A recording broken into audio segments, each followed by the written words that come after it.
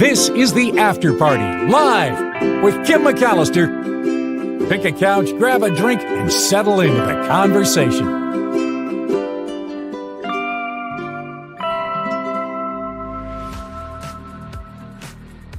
Hey everybody, it is the After Party live on a Friday, and I know we are so late, almost 5 minutes late, getting to Tim Sika. Mark really was taking the comments today, and the show ran super long, but I'm so excited to have you all here on a Friday because much like we just heard Michael Snyder talk about movies and entertainment, so interesting. Now we have Tim Sika that he will come on the show and do a similar thing, but his takes are so different and so, I don't know, thoughtful and interesting. And I love the comparison.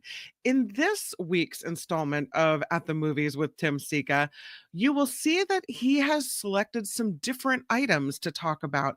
And I'm really glad to say that two of them I've actually seen. So I'm excited to compare notes. And this is At the Movies with Tim Sika. Tim, thank you for waiting. Hi, Kim. Yeah, my pleasure. It's always nice to be on the show, so I don't mind waiting. Thank you so much. Yeah. And thank you, everyone, for being here as well. Let's get started because the first movie that you have selected today is called Nickel Boys, and I haven't heard of this one. Oh, interesting. Yeah, you know what? This is my personal choice for the best film of 2024. I think it's open. I think it opened a week or two ago. I'm not sure of some of the dates on these because in January I get confused about what I've seen, for voting, what I'm supposed to see. Does it coincide with the release date or whatever? But anyway, Nickel Boys is my personal choice for the best film of 2024. It's based on this Pulitzer Prize winning novel of the same name by Colson Whitehead, and this is a hard-hitting, highly cinematic drama about the friendship between two teenage African-American boys sent to this notorious Jim Crow South reformatory called Nickel Academy. And the story is interesting because the story is backdropped by the civil rights movement of the 1960s and the burnished oratory of Dr. Martin Luther King Jr. And is therefore, in addition to being hard-hitting and highly cinematic, it's this unflinching portrait of Southern, I'm sorry to say, ignorance, intolerance, racism, and bigotry. Powerful is the best adjective to use when you're talking about this movie. It's also beautiful in its own way. It's poetic. I guess it's the unquestionably art house choice for the best picture of the year. It's stylistically dazzling too, Kim, as it's filmed POV. In other words, it's filmed from the perspective of the actual characters. So in a way, we, the audience, become the characters and experience the movie through them, which is a really bold and fresh and new and interesting approach to this material, which in contrast, it's interesting. The book won the Pulitzer Prize for literature. So we're talking, literal and very dependent upon the rules of the written word. So in addition to just being this extraordinary and exceptional and deeply moving motion picture experience, it's also a textbook case study in how to adapt a literary property to the screen and, according to the rules of cinema, capture all that was really great and really moving and really powerful about the book. People complain a lot about, I saw the movie, but it wasn't as good as the book. I have not heard anybody say that about this movie who has read the book. People are saying, oh my God, they're both like amazing and neither is better than the other. So anyway, just go see it, folks. It's an incredible movie. It's it's not always an easy watch, but it's tastefully done, and just go see it. It's terrific. Wow, the Nickel Boys. Okay. Yeah.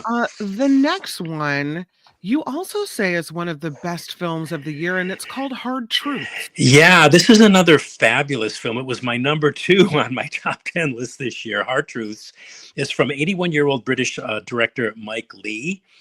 who hasn't lost his touch whatsoever. I mean, I hope I'm as in good a shape mentally and physically as Mike Lee is. I mean, he's still making these amazing movies, and an irrefutable example of that is this one, Hard Truths, which is about this. Her picture. She's the lady that's resting her head on the lady above her, which is her sister. But it's about this middle-aged, deeply depressed woman and how she negotiates her way through her life being this deeply depressed middle-aged woman, and how this depression affects her interpersonal relationships with her sister, there in the poster, her husband, and her son, who really are clueless as to how to help her. And we never find out why she's like this, which just makes the movie all that much more interesting. Very little plot in this movie, Kim, but who cares? I mean, that's not what this movie is supposed to have or supposed to guide us through to what is essentially a character study. It's one of the best character studies of any movie I believe I have ever seen, with the film anchored by the lead performance of Marianne Jean-Baptiste, who, in my opinion, delivers the greatest film performance of the decade. This woman is beyond dazzling. She's beyond astonishing, and her acting and her performance will alter your molecular structure. Wow. Should you choose to see this movie, Hard Truths. And the film itself, it's Mike Lee, so that automatically means it's exceedingly rich, complex, agonizing too in some ways, because it ain't no picnic being on the receiving end of a character who is so maddeningly angry, frustrated, depressed, unhappy, and who just lashes out at everybody with whom she comes in contact. The tiniest things trigger her. Wow. And you know, she's also a character who is so seemingly helpless as to what to do about her situation. This is it's a hard movie to describe too. I don't know if I'm doing that well, but it's a brilliant film. There's a monumental performance here by Marianne Jean-Baptiste, who is winning all of the regional critics groups awards for Best Actress of the Year, including the San Francisco Bay Area Film Critics Circle Award for Best Actress. And I just cannot recommend Hard Truths enough. You just can't. It might sound depressing and feel depressing watching a depressed person, but it's more of like you just can't take your eyes off this movie, and it will leave audiences with tons to talk about. Well, what's interesting about you say can't take your eyes off the movie is Baptiste, I think, has one of these faces for whatever reason that Yeah. just draws me in. Like I Yeah. can't not watch her when she's doing whatever she's doing. Yeah, that's a perfect description of this character and this woman, and watching her in the movie. You just to watch acting of this caliber in a story like this is just, it renews my faith in movies. I mean, it's just amazing. Yeah. So Speaking of, and you mentioned critics voting on movies this award season. yeah, You were supposed to be today headed to Los Angeles to do Yeah. the Choice Awards, and that's been yeah. canceled. Yeah, it's been canceled because of the fires, and I think they made the Yeah. right call. I mean, the Right. optics on it would have been horrible, and I don't really think it would have been advisable. Yeah, so originally we were going to record this, but it's much more fun doing it live. It certainly yeah, is. yeah. So anyway, they've rescheduled it for January 26th. It's like 2 weeks out, so Okay. we'll see what happens, and I will be in attendance. It's going to be televised on Entertainment Network, so you never know. You may see me in the audience if you How tune in and watch exciting. them. Yeah, I is got on last fantastic. year. I got on last year very briefly. A friend of mine said, "Look," and they froze the thing and they showed it to me. I said, "Yeah, that's me on for like 1/10 of a second." Yeah, Finally, we get to see you live in person. This is yeah, great. yeah. The next Anyway. movie you have for us is called The Room Next Door. Yeah, Spanish filmmaker Pedro Almodovar's first movie in English is this movie, The Room Next Door. It's another character study of two women friends.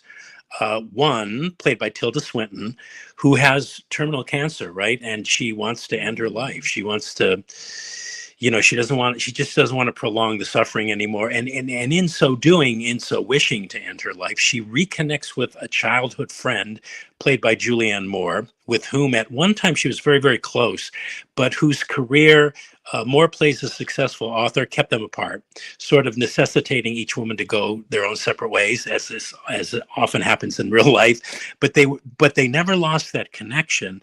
And in fact, the intense connection that they had as childhood friends was reawakened by their connecting after so many years. Anyway, the Tilda Swinton character, she can't get any of her other friends, right, to go along with this notion of suicide. So the Julianne Moore character is by default the one that reluctantly agrees to help her with this and to go with the Tilda Swinton character to this Airbnb, right, and occupy the room next door, hence the title, being told that when the Swinton's character's bedroom door is closed, it means she's done the deed.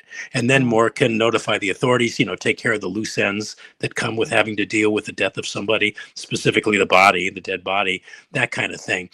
I said it was a character study, but it's also obviously it's a euthanasia themed study about the ethics of ending one's life.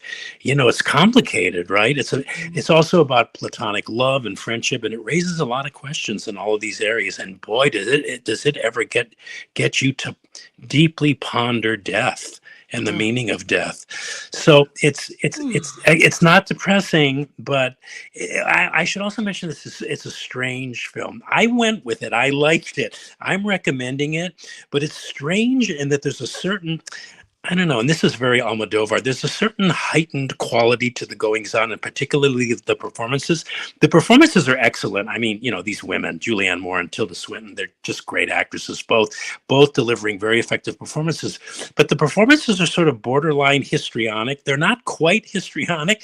There would appear to be histrionic, but there's like a hyper-realism about their acting that makes this movie kind of strange. Obviously, it was done deliberately, but you're not quite sure how to anchor yourself when you're watching it, although it is never boring.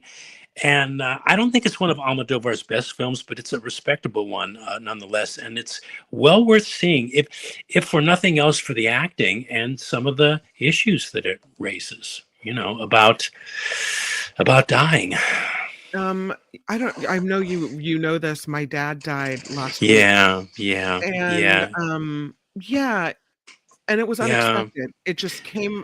I mean, he was getting older and slowing down a little bit, but we did not expect him to have a stroke and go, the very next day. And I will say that I was grateful that if he had to go, that he went out quickly. That he, you know what I mean? That it was he had the stroke, he was gone, because if he had survived, he was all of his joints hurt, he was in pain, he would have had a long recovery to try to regain the use of the left side of his body. He would have struggled, it would have been miserable, and who knows what would have happened. So I know that he would have wanted, instead of to linger and he wouldn't have wanted to be a burden, that he would have wanted to go out quickly like that. And so I was in a way grateful that he didn't suffer and struggle in this way. When you have a story like this where someone has a terminal illness, I can understand the need to want to do this. I can certainly understand the argument too. And it's very relatable in that sense, especially if you've had an experience that you just described with your dad.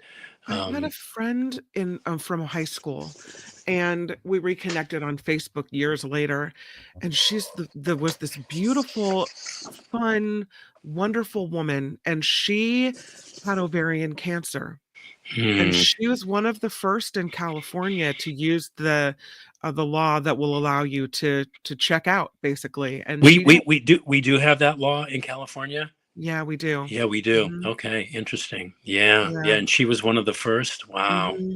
Wow. Yeah. And it was really hard watching it because she did this big goodbye on Facebook, and then she had it all set up where a friend then confirmed everything at the end, and when she had passed away. And in a way, it was you're going out on your own terms because you have this terminal illness. I don't fault anyone for not wanting to suffer. Yeah, yeah. It's hard that Yeah. all that stuff. It's Yeah. yeah. Wow. Anyway, see, you're right. The movie brings up a huge conversation. I haven't Yeah, even seen it and yet, you so haven't there even you go. seen it yet. Yeah. Exactly. Exactly.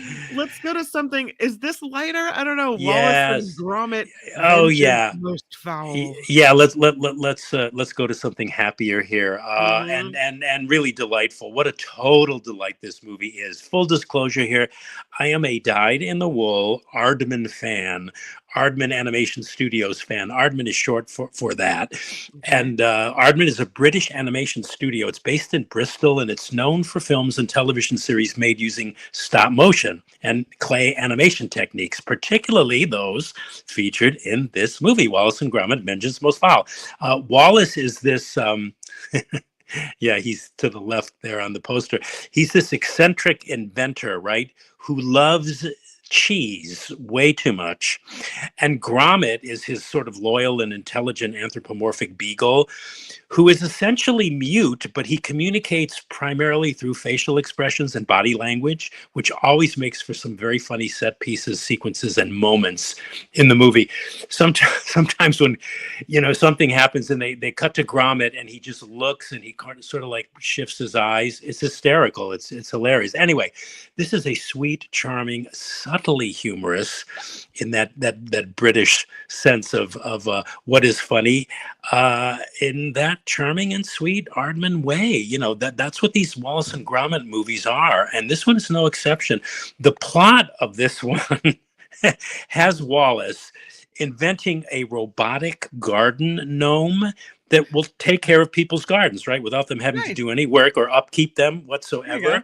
And he's thinking, I'll make a lot of money, and let's get these gnomes out to the market and sell them in order to make a ton of money real fast. Anyway, and needless to say, these robotic garden gnomes become, surprise, totally out of control, to put it mildly. Like, think Mickey Mouse and the Sorcerer's Apprentice, that Right. famous sequence from Disney's Fantasia. Anyway, so the movie is basically a satire about humanity's over-reliance on technology to the exclusion of human contact and interaction, and humanity's refusal or unwillingness to look far enough ahead to at least think about the ramifications of what we're creating, what we're doing here, what impact this technology is having on the world. That's the message.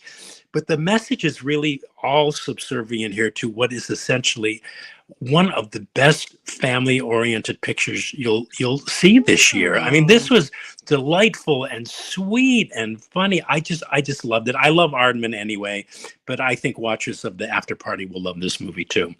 Yeah. I have to say, I'm embarrassed to admit that I've never seen nor shown my children a Wallace and Gromit Oh, movie. oh, So you've can got to you show. Yeah, you can got. you watch this one without Yes. starting at the beginning, or do you kind Yes. of need to roll it all back? Totally, you can totally watch it. You don't even need any Okay. background on it, and it's.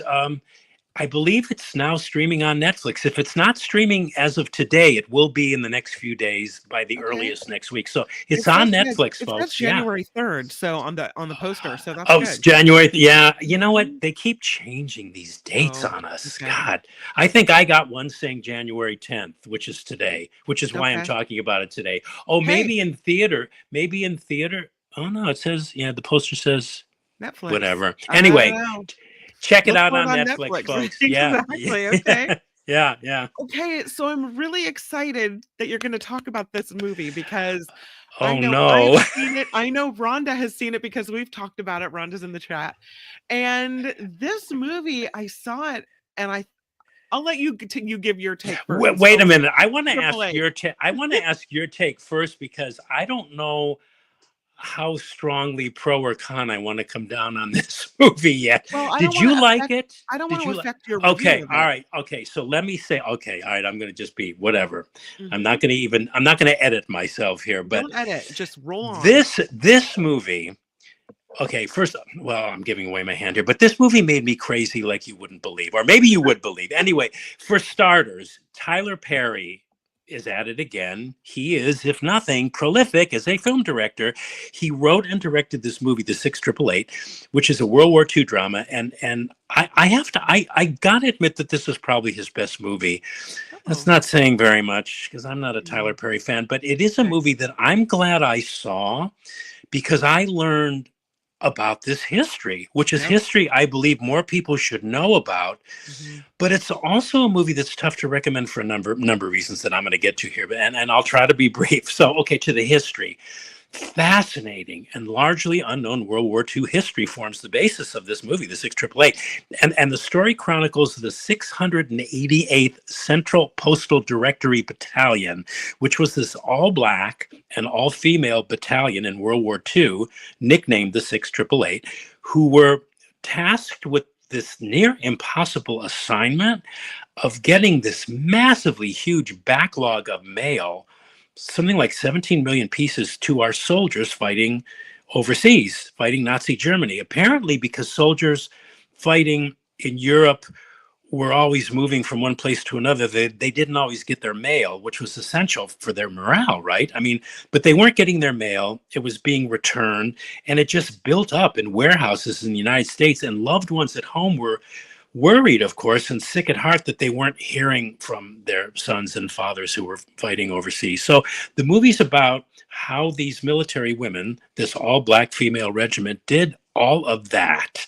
And in record time, given the racism of the time within our own army and the fact that they were women of color, black and female, in the patriarchy of the 1940s racist America. So it's this amazing story, and that's all great. But the movie itself, okay, this is where I'm going to be critical. I thought it was messy. I thought it was Mm. sappy. I thought it was jokey. I thought it was obvious. It was so on the nose. It was so ham-fisted, awkwardly structured, racially ginned up, and condescending, that it played as though Tyler Perry, for me, and again, apologies to those who like this movie, because we all see things differently, but it seemed to me that he was making this movie for 5-year-olds. So Oh. I mean, to me, if another character was going to cry one more time on screen, I was going to kick the set in. Anyway, so just to sum it up, I think it's a bad movie. I think it's fascinating history. I'm glad I saw the movie. I can't recommend it. I think folks would be better off skipping the movie and just Googling the 688th Central Postal Directory Battalion to learn about Wow. these You're not even. amazing. No, I think the women were amazing. I think what they accomplished under impossible conditions was amazing. They Mhm. all certainly deserved a much better movie, in my opinion, than the 688. What did you think of it? Okay, so I agree with some of what you said. Okay. I agree with all of what you said except for the recommendation part. So I did not know Okay. the Okay. history of this. I am embarrassed to say that I did not know Me this neither, Kim. Me story. neither. Yeah. And we know that one of the army installations on the East Coast has now been renamed in honor of the lead Right. character of this movie. So we should Yeah. know the story. Like it's Yeah. it's obviously not something that's swept under the rug. We've named a major fort after it, after this woman. I did think that it was a little bit preachy. It was obvious that they came at it with they Yeah. wanted, they wanted you to have this feeling, they wanted you to feel Mhm. racism, but Yeah. at the same time, all of that was true. All of the even though it was a little bit, it Yeah. seemed over Yeah. the Yeah. Yeah. top Good point. and Good point. Yeah. contrived in Yeah. some cases, Yeah. Yeah. it it rang true to me that all of that would likely have been true. Hmm. And I thought Kerry Washington in this movie was amazing. The fact She had that her moments. Yeah, she had she her had her good moments. moments, and I liked it. I really liked it, and Yeah.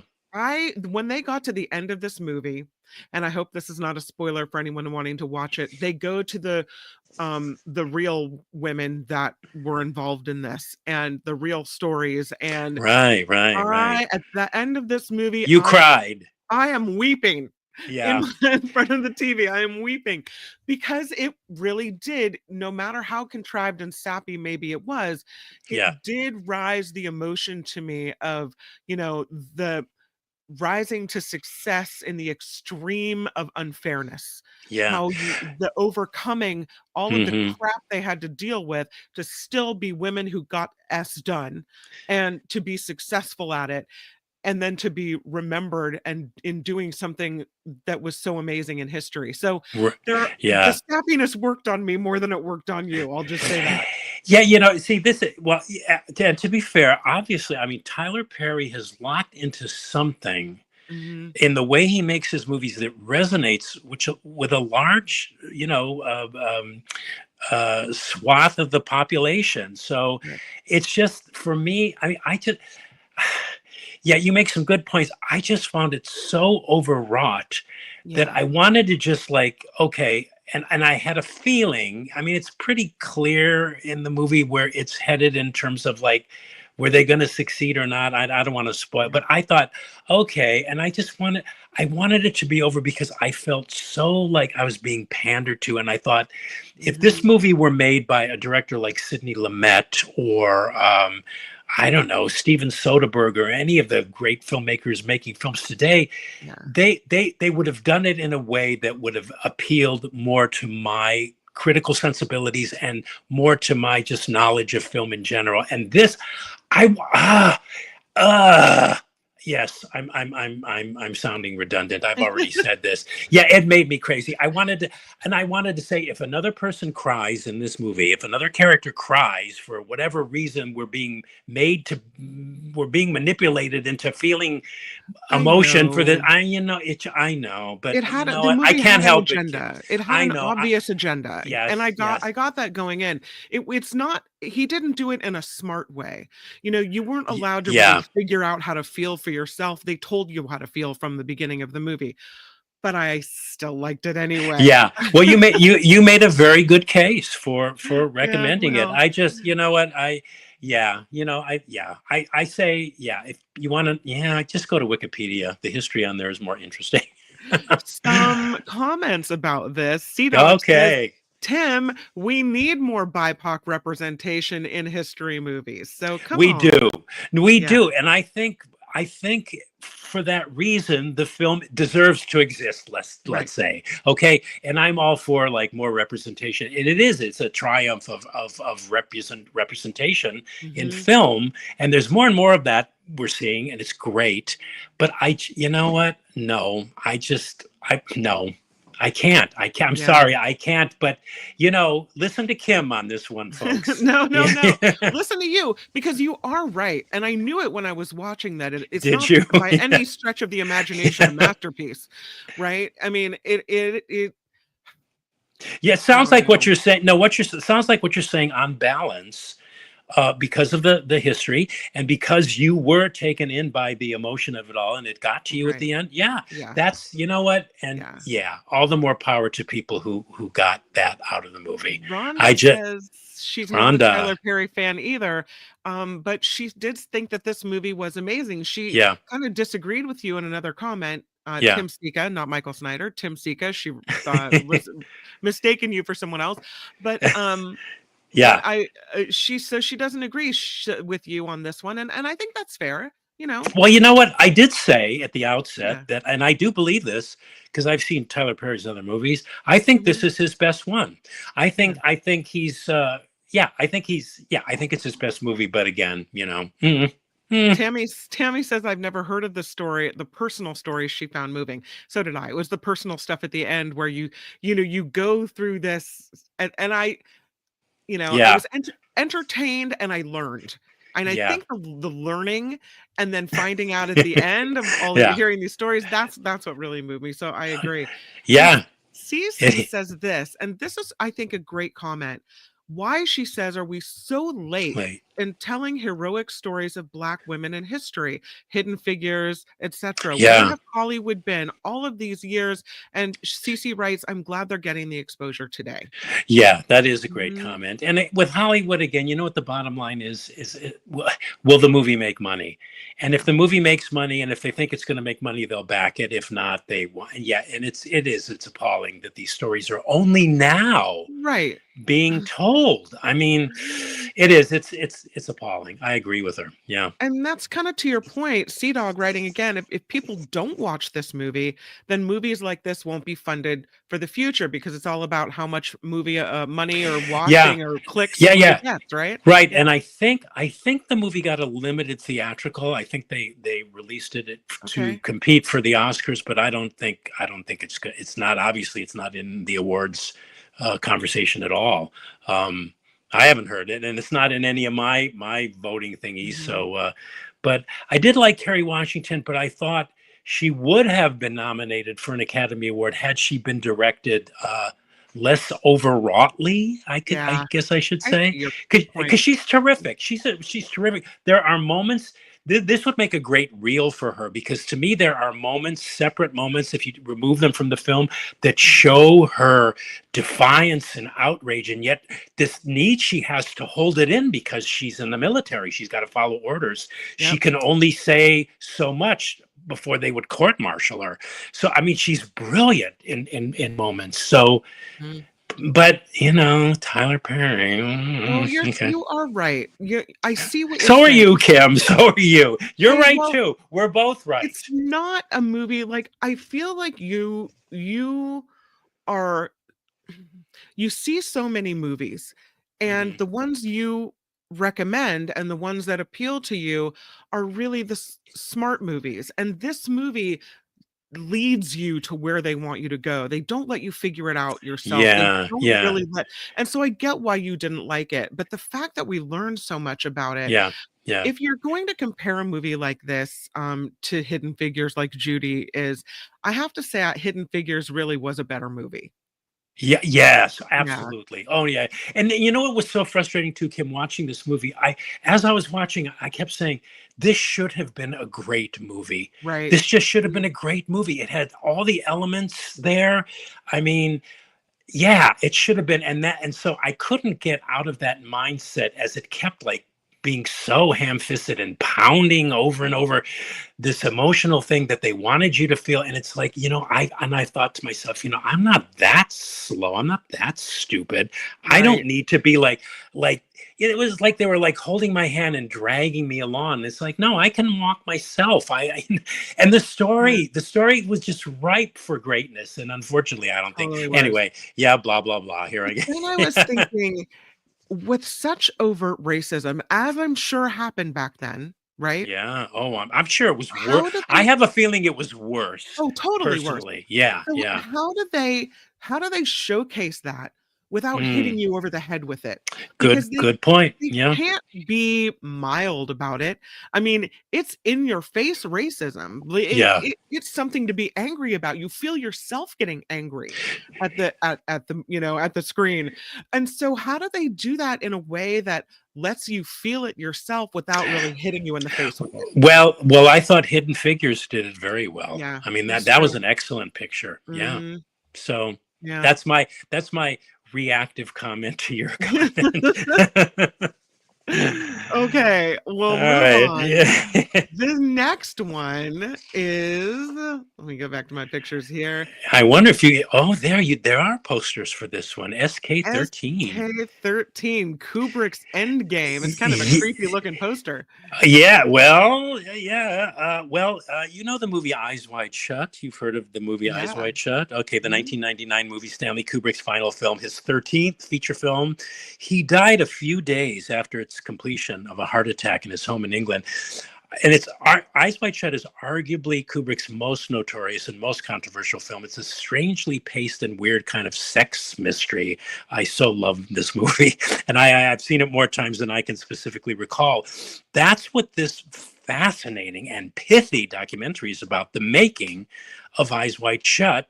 And at its outset, it posits the question and endeavors to answer this question: is the film a mess or is the film a masterpiece, right? And after watching this movie, well, all I know is that, like the movie of Eyes Wide Shut, in order to fathom that that film's mysteries, this movie, this SK13 Kubrick's Endgame, must be seen many times. It's so pithy, and there is so much here in this movie: facts, documentation, speculations, testaments from some of the actors in the film and the crew members who worked on the film. There's so much here in this movie, like there is in Kubrick's film of Eyes Wide Shut, to digest, to think about, to process and mull over, that in a way, and I mean this is the ultimate compliment, SK13 Kubrick's Endgame is like the documentary version of Kubrick's final movie masterpiece, Eyes Mhm. Wide Shut. And it's one I think he himself would have loved in many ways if maybe he could ever overcome his mania for secrecy. But anyway, I don't want to say too much about this, Kim. The reason I'm bringing it up today is because I recently discovered that I had heard about it over the years, but I recently discovered that it was that it existed and that it was available to rent or to purchase digitally. But I don't want to say too much about it because I'm still in that space of digesting it. Okay. But I do want to at least let people know, because I know there's a lot of film fans that watch this segment and watch your show, of its existence, and that they can purchase it digitally or rent it. And I'd like, if possible, at some point to revisit it and talk more about it, maybe at another time. But for now, suffice it to say that fans of the late great genius filmmaker, in my opinion, Stanley Kubrick, are going to go ape over this movie. And film fans in general, this is like the highest grade of movie catnip that they could ever possibly want or need or desire. It's kind of mind splitting, just like the movie. And I just want to let people know that if you Google it, you can find out how to either rent it or to purchase it digitally. I purchased it, and I never pay for my movies, but I purchased it because I wanted to see it so badly, and it was well worth it. I can't wait to watch it again. And if you like Eyes Wide Shut, I mean, have you ever seen it? Have you ever seen Eyes Wide Shut? I think it's been a while. I don't recall. Well, it probably put you in a stupor. I mean, it was such a strange movie, and it got some of the worst notices of his career. He had long since passed, but the film goes into what the studio did. They kind of, because Kubrick oversaw every element of film, the filming of it, the production of it, the editing of it. He even knew what the marketing was going to look like, or the marketing that he wanted. And when he passed, and because of the results of test screenings, the studio panicked. They didn't know, according to the movie, they didn't know what they were going to do with it. And so they wound up doing, and this is a little bit of a spoiler, but you're going to forget that I've said this, but what they wound up doing were the exact things that he did not want them to do. That's one of the interesting things that this movie brings out. Anyway, see it, movie fans, see it, Kubrick fans. You'll thank me for it. The next one you have is another one that I've seen, and this is your streaming recommendation of the week, and it's called Good. Nobody Wants This. I know. You know what? I thought of you during this, and if you hadn't seen it, I was going to say, Kim, this is definitely right up your alley. Absolutely. This is such an easy binge. It's a 10-episode rom-com series. I'm trying to catch up with my series, television series. This came out, I think, in September, so you probably saw it a while ago, but I just saw it over the weekend or last weekend, and it's a 10-episode rom-com series, which is now streaming on Netflix. It's probably one of the most up-to-date rom-com entities, and that it like references podcasts and music services like Spotify and the like. I like that. I thought that was really cool. But it's very current, it's very modern, and it's very entertaining. And it works, in my opinion, the writing is good, but I think it works largely because of the hugely appealing cast, headed by Kristen Bell and Adam Brody, both very likable here, who play, well, Kristen Bell, she plays a sex and dating podcaster with her co-host and sister. And Adam Brody plays a kind of unconventional, kind of hip, maybe rabbi. Yeah. And so the series chronicles these two characters' attempts to be in a relationship.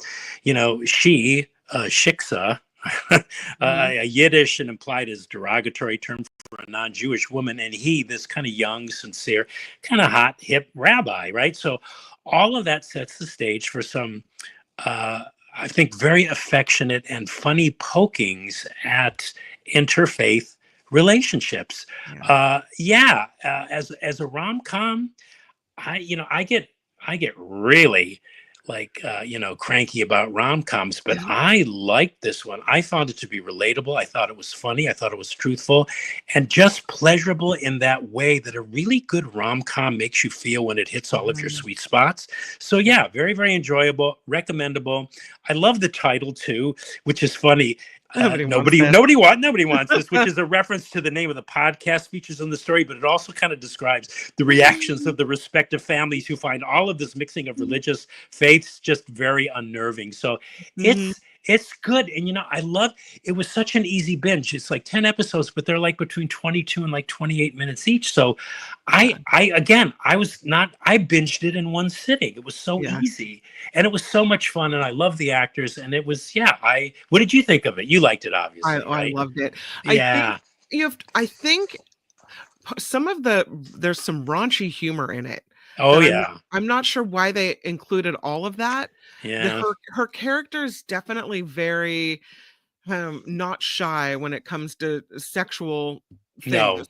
Yeah. And for Well, some that's of the it, it's like, podcast. do you have to make it so like, but yeah, Well, it's I a think they did that podcast, because there are podcasts like that talk right? about sex and relationships and that are very frank and they don't, they don't edit themselves. So I think they did it just to be, just to like illustrate that, I mean, that's the Yeah. thing. That's the modern thing. That's what, I don't and mean to that's, be I don't mean no, to be prudy about it, but I wondered why they felt they needed to be kind of have that. If there's one criticism I have, is like, did you really need to go there that far with the raunchy stuff? But yeah, I yeah, will say the chemistry between Kristen Bell and Brody yeah. really, I think that's to me what makes the rom-com, and you don't see it very often where two I people agree. connect on screen like that. Yeah, yeah, I And the agree. Yeah. story was really interesting, and Yeah, it's right, you're right about him being kind of a modern hip rabbi, but yeah, also having to conform to really yeah.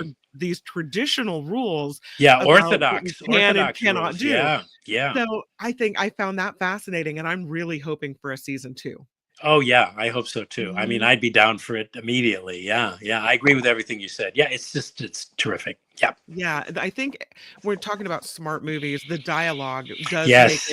it keeps it moving, it's really Yeah. fast-paced. I love I loved the siblings. I loved her sister and I loved Mhm. his older brother. Those characters were so The funny and so relationship, yeah. yeah. I mean, Mhm. yeah, and they have the good dialogue. This has really good Yeah, dialogue.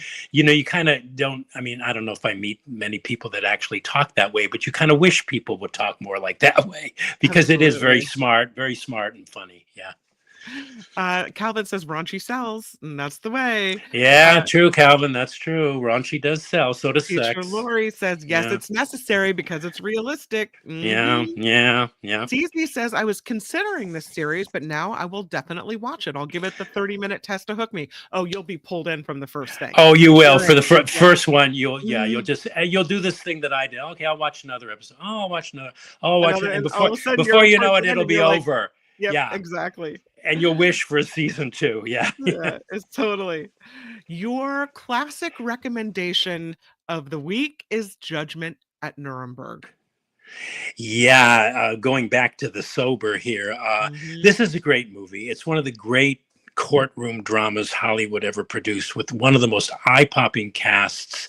Yeah, that poster ever to be assembled, and a cast to die for. And I'm talking about Stanley Kramer's Judgment at Nuremberg. It's a monumental movie drama, which is about the trial of the German judges who carried out the race laws of that country during World War II that resulted in the Shoah, the Holocaust, which murdered over 6 million men, women, and children, Jewish children. Powerful stuff, this movie, even to this day, 64 years later. It came out in 1961. It still packs a tremendous emotional wallop, and the cast, God, a veritable feast for lovers of great movie acting, and so brilliant here, headed by the great Spencer Tracy, who plays the head judge of the tribunal, Burt Lancaster, Marlena Dietrich, Montgomery Clift, Richard Widmark, Maximilian Schell, who's to the left there in that picture, who won an Academy Award for Best Actor as the German judge's defense attorney, and Judy Garland in a non-singing role and devastating dramatic turn, and a reminder that Judy Garland was not only arguably the greatest female singer of all time, but she was a great screen actress as well. She's often not given very much credit for that. People don't say enough about Garland's acting, but she was a great actress. and I could give you other examples as well, but here she's devastating, reliving this trauma that she experienced at the hands of these corrupt German judges. And if you don't believe me, check out this movie and then tell me if I'm wrong, but I think you'll agree. But anyway, it's a great film, superb Oscar-winning screenplay by Abbie Mann. It's based on his earlier Playhouse 90 teleplay. It's a textbook example of what great screen acting and writing looks like. Spencer Tracy's final summation speech is as prescient as ever.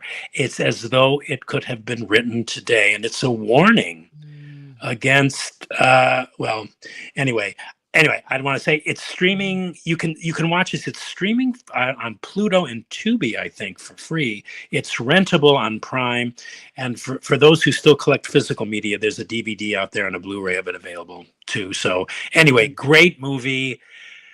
Sober. This was I think the first movie to show to the general public actual concentration camp footage. People had never actually seen it before, because this was just a few short years after the war ended, like 15 years.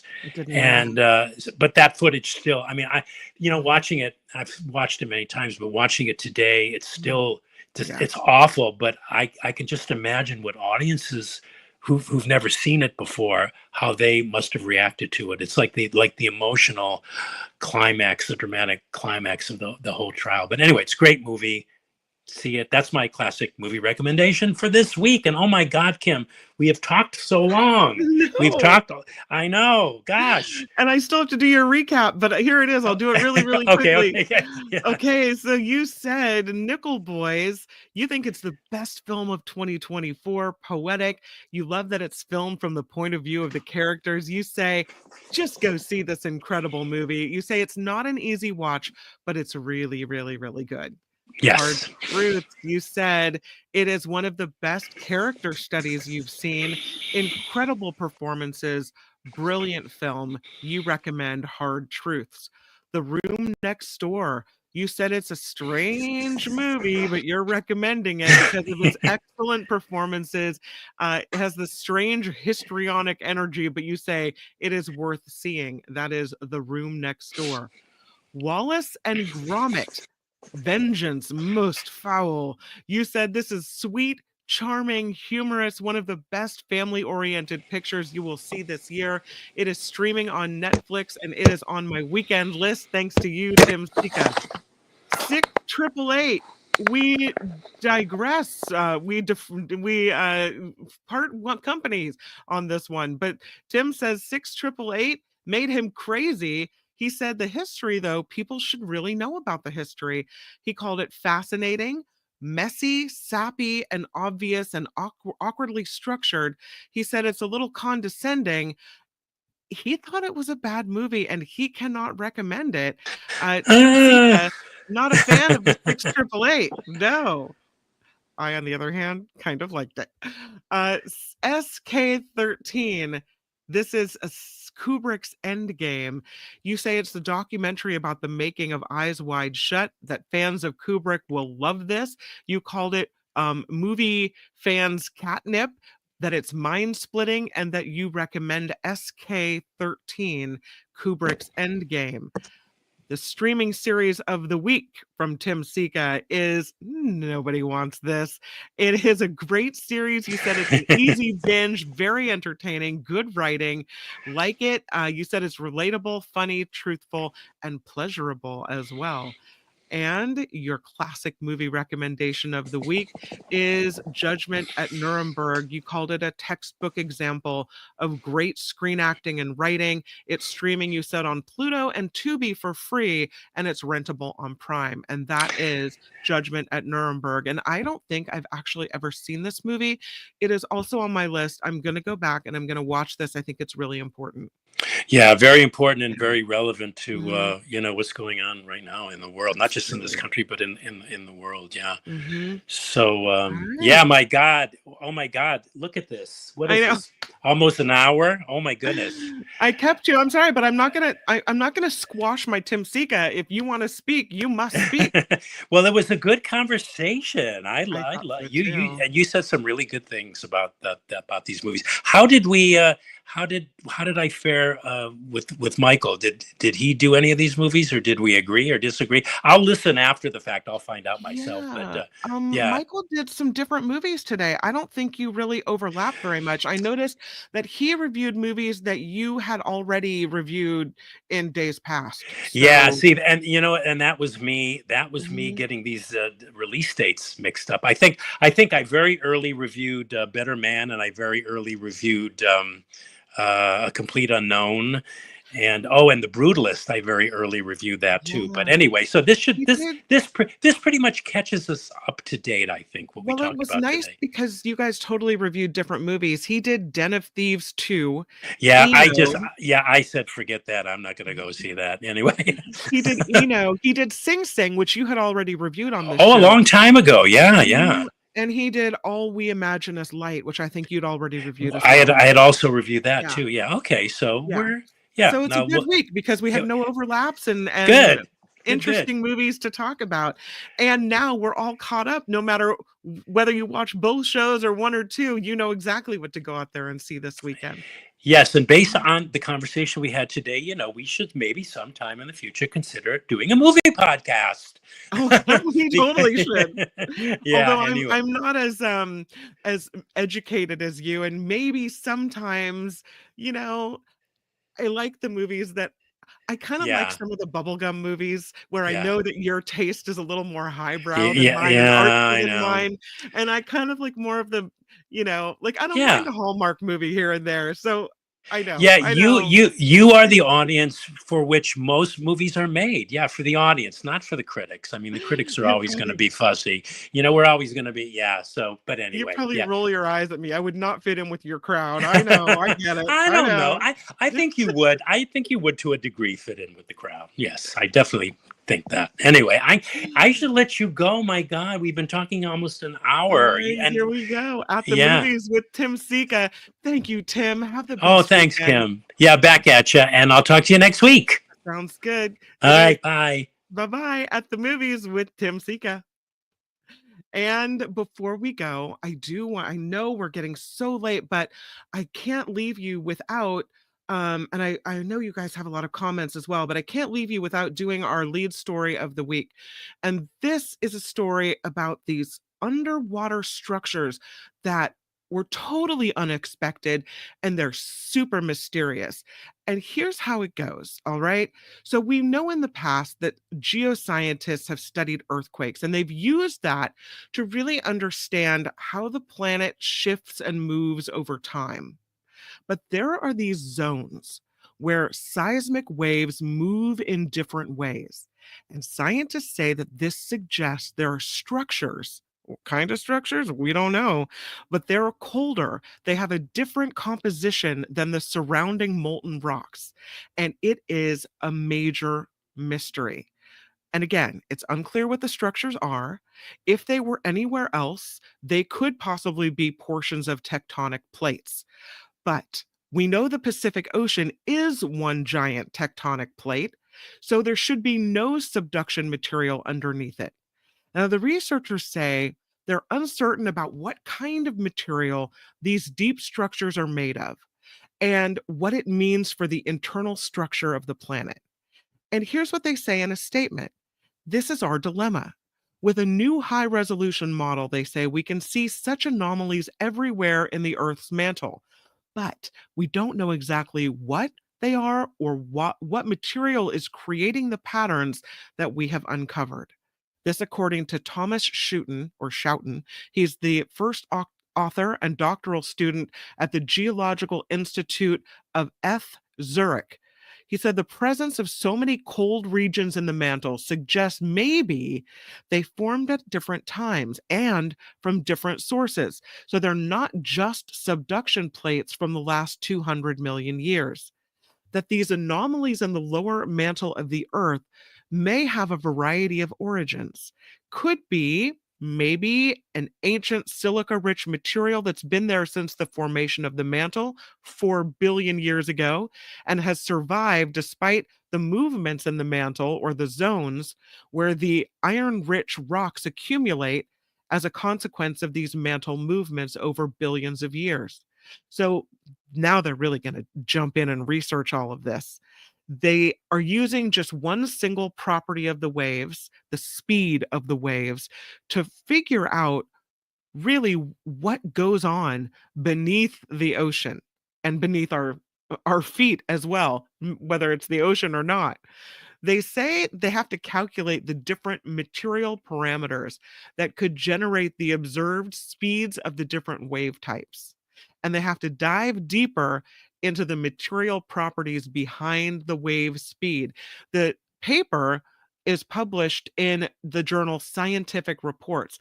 And the thinking is that whatever they find out could completely change what we know about the makeup of Earth and how the Earth is structured underneath and everything. So this could really shake up the knowledge in the scientific world. And that, my friends, is the After Party Live. I do want to thank Luis for the $10 super chat. He writes the most kind messages. Luis says, in honor of your dad. Oh my gosh, don't make me cry, Luis. Not fair. Luis says, in honor of your dad for helping bring us a wonderful person to share the afternoons with. Mahalo for keeping the After Party live, for it's a celebration of life during difficult times. I can't even explain to you what that means to me, your comment. Really, really, really kind. Your words lift me up. Luis, thank you, thank you, thank you. Karen D writes $10. Thank you, Kim, for your dedication in light of everything going on. You are appreciated so much. Karen D, you are appreciated so much. Thank you for that. K Nell with a $5 super chat for movie time. Thank you. I really enjoy Movie Fridays, so I'm glad that you do as well. I wish I could get to more of your comments today because you guys had some really, really good ones. And I'm going to go back and read everything again because I really love the interaction. What was it? Okay. Oh, yeah. Okay. I'm sorry. You guys are talking about movies. Sea Dog says, we'll never really know what's going on in the ocean. Let's just stick to visiting the Titanic over and over and over again. I know. Heather, Luis, such a nice person. You guys are all amazing, and I really appreciate you. Thank you for being here. Thank you for, I know, being here even late. We'll end the show, and I have so much to tell you on Monday. So many stories I didn't get to today, so I'm really excited. If you would like to message me, you can always do that. I am at kim@theafterparty.live. So let me get that. That is, I have it here. Kim@theafterparty.live. Best way to get to me if you want to message me. Maybe you have a recommendation for a cave, for Hide in Your Cave Monday or Travel Tuesday or whatever it may be. But feel free to message me if you are so inclined. And again, thank you for being here. And have a great weekend. Make it a very good one, everybody. Bye-bye. The After Party Live would like to thank the following contributors and viewers like you.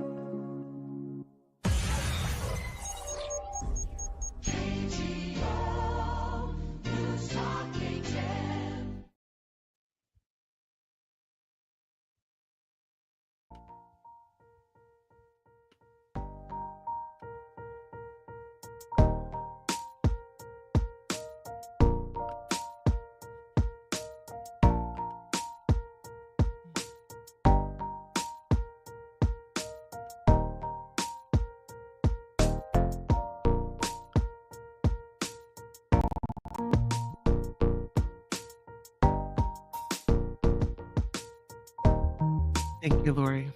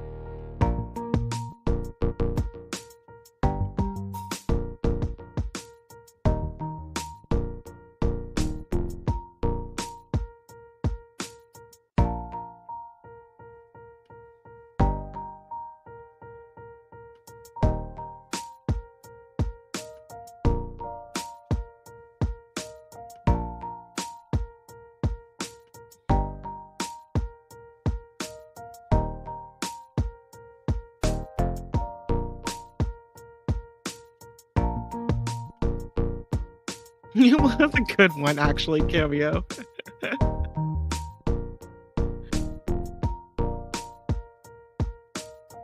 Yeah, be safe, Luis. You mean a lot to me. So please, please be safe over there. I'm so glad your home is okay. Stay inside, mask up, my friend. Ooh, okay. I'll put it on my list. The bride.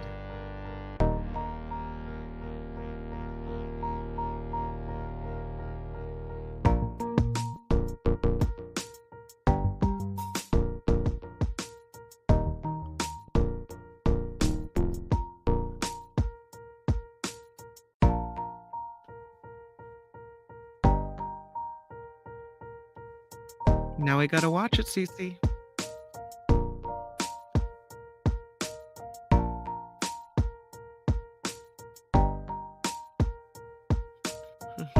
What's under the sea, Heather?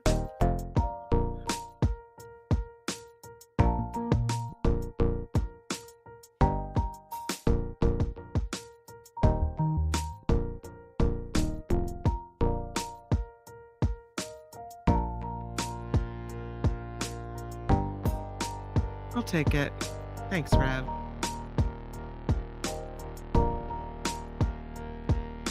Bye, guys.